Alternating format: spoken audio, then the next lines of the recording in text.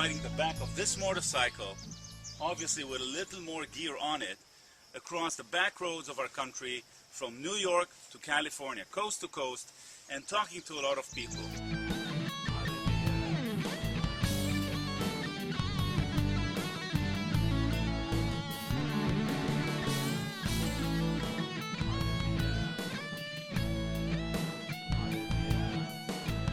I will be asking them a lot of questions that I have no good answers to.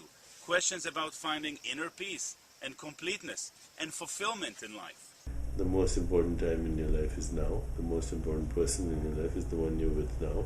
And the most important activity in your life is what you're doing now. And the rest is all theory. The basic struggle of humanity is they are trying to fix what can't be fixed. Because change can't be fixed. It's a flux. You can't fix the flux, as they say. So you jump into it, you dance with it, you flow into it. And in part because in Western culture, we're not so past-oriented. It's more about the future. It's more like, oh, I have to do this tomorrow, and so.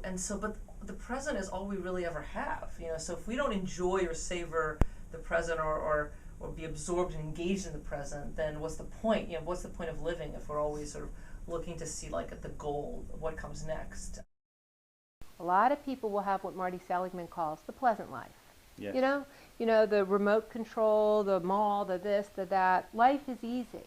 But that's ultimately not a satisfying life, and it's particularly unsatisfying for certain kinds of people.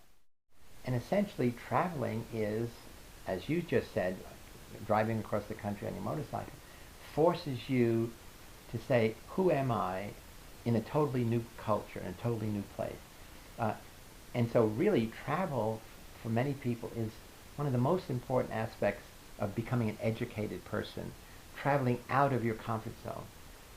I think most of us want for people is that they're not haunted by the ghosts of their past, that they have a life with meaning, that has meaning, that they are socially connected to other people, that they, there are certain kind of broad values that I think most of us would like. And I guess the challenge is how do we get to those places?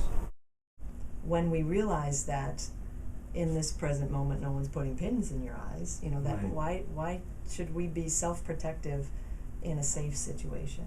And for many of us, many more moments are safe than we acknowledge. Right. And that allows this other focus to blossom, this chance to experience and express love, to really see the other person.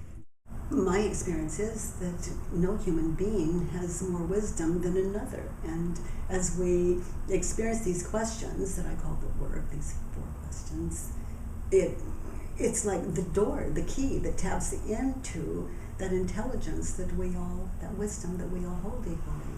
And then what arises to meet those questions is enlightenment.